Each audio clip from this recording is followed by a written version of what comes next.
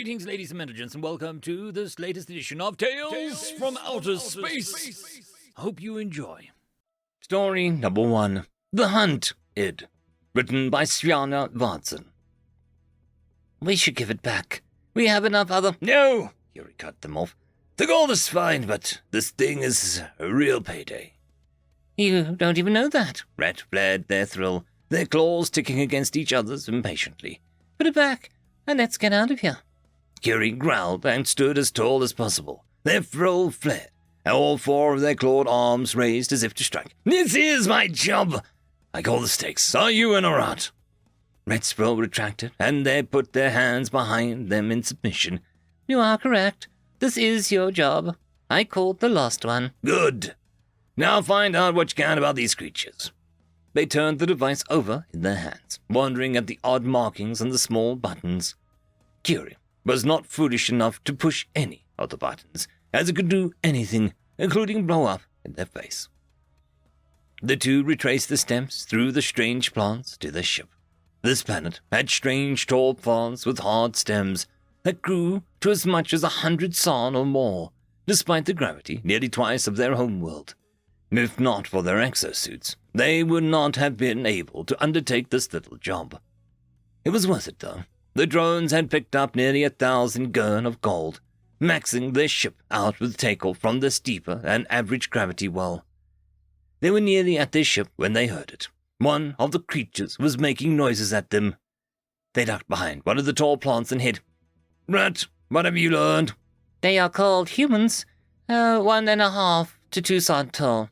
Curie nodded. High gravity planet. Small creatures make sense. Diet? They are omnivores. Curie scratched his belly thoughtfully. Claws, teeth, venom? None.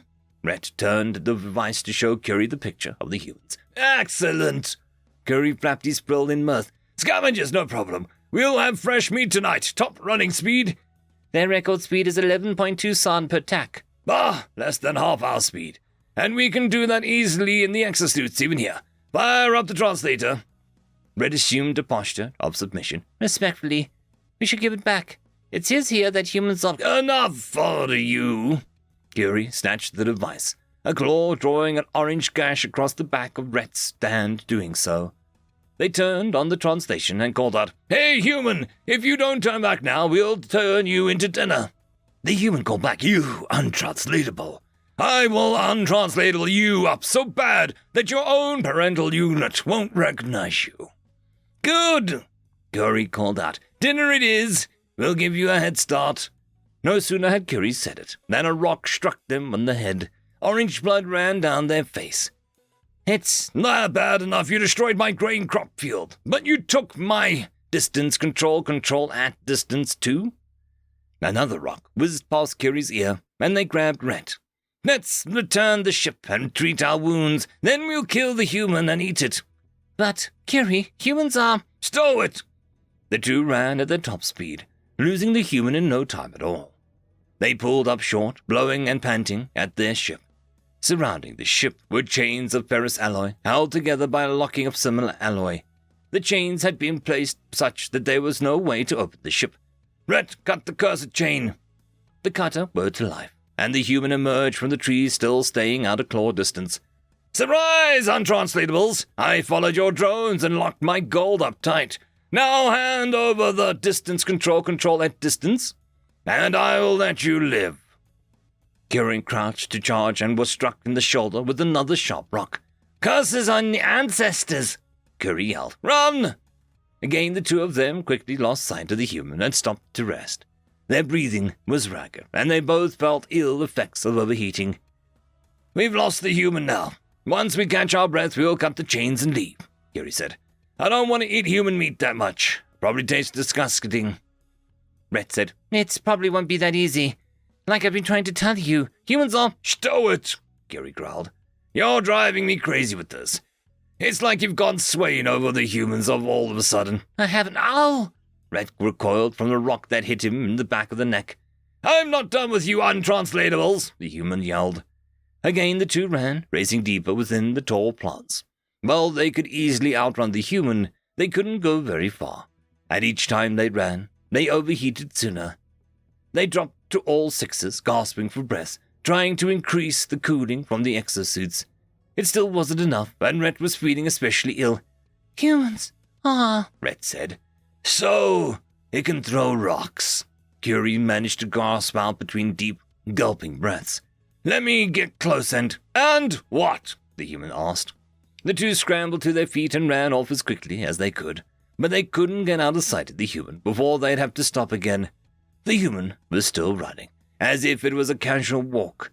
Although its pace wasn't fast, it didn't slow down as it bent down to snatch up a rock and throw at them while they ran. It barely seemed winded. They tried to run again, and Red fell immediately, losing consciousness. Curie kept trying to run, out of breath, their mind in a whirl from overheating. Then they too fell unconscious. Curie was shocked awake by a deluge of cold water from a bucket. The human had emptied the gold from their ship and loaded it into a trailer pulled by a ground vehicle, and also had a device in its hands and waggled it in front of them. "I'm not a female-gendered adult to be trifled with. Now, get out of here before I change my mind and bury you both in the holes you dug in my field. Untranslatable you and the 4-footed beast of burden you rode in on." The human clicked a button on the device and the ground vehicle started. Clicking several more times on the different buttons, the vehicle started making loud, rhythmic noises with a harmonic synchrony. Something that passed for music amongst humans, Curie thought. As the human left, Curie looked at Rhett and assumed a posture of submission. "I'm sorry.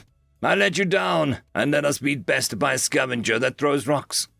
Rhett flapped their gill in a gesture of negation. "No, like I tried to tell you, humans are not scavengers." "They can't be predators. They have no weapons." Rhett raised one of their frills on the "are you sure" gesture. "And how did the human best us?" "Rocks and a good throwing arm is less gravity." "No. Persistence." "It definitely was persistent." "No.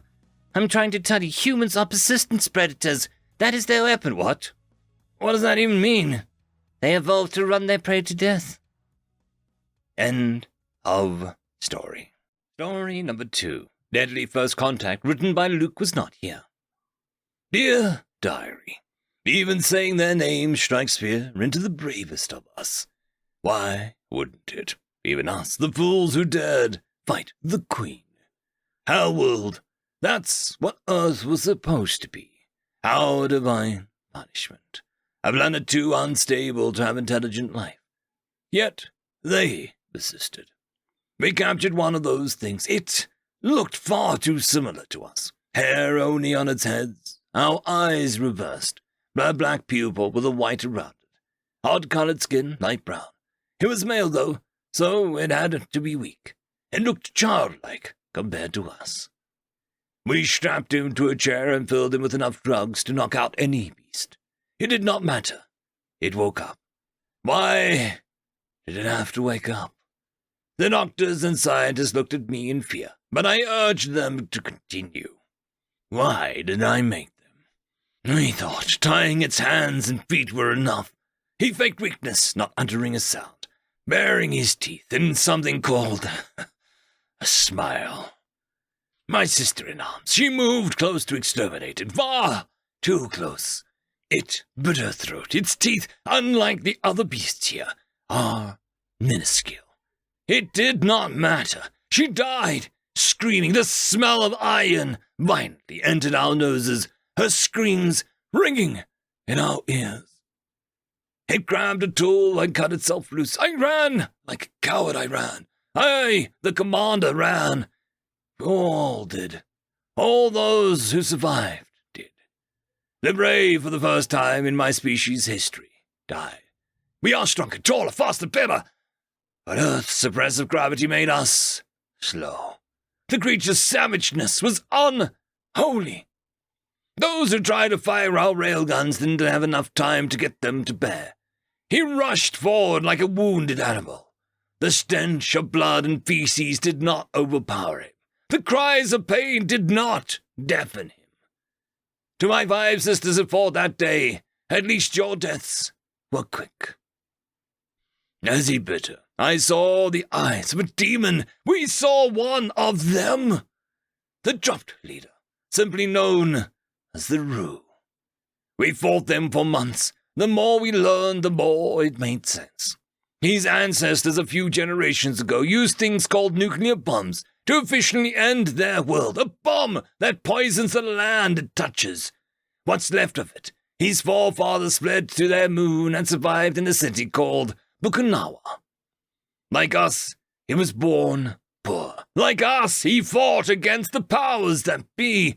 Like us, he was sent to a hellworld to see if was survivable. Except his hellworld was the very one his ancestors destroyed.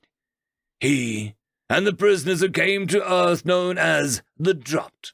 On Earth he fought the legacies, those who survived the bombs and the bunkers. They fought a culture that, like ours, taught their children to fight.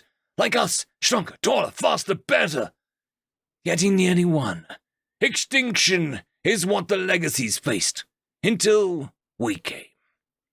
They have primitive technology, not primitive minds. The Dropped and the legacies set aside their differences to fight side by side to defeat us. And that was before they found an army's worth of firearms in a bunker. Our enhanced ears deafening us in the hails of gunfire, their bullets tumbling into our bodies. We surrendered. When we did, we finally figured out English and told them our story. About the Queen, our losing fight. Some of his generals openly wept. But they were like us, sent to die on the same planet, no less. In a way, they were killing their own sisters. Rue, the demon, just quietly said to himself, Feck! We made peace. That's what they called it. Its meaning is wonderful. Freedom from disturbance. Tranquility. We stopped our killing. We learned about each other. We taught them about the wonders of space. They taught us how to enjoy it. We fixed our ships and soldiers, showed them technology beyond their wildest wishes. They showed us how to survive without it. Rue taught us many words, but when I lay in bed, two seemed to always echo in my mind. Tyrant and another one. Revolution. Now we are going back home to once again try to free our planets from its queen. But this time with Alf. This time with an army of humans. End of story.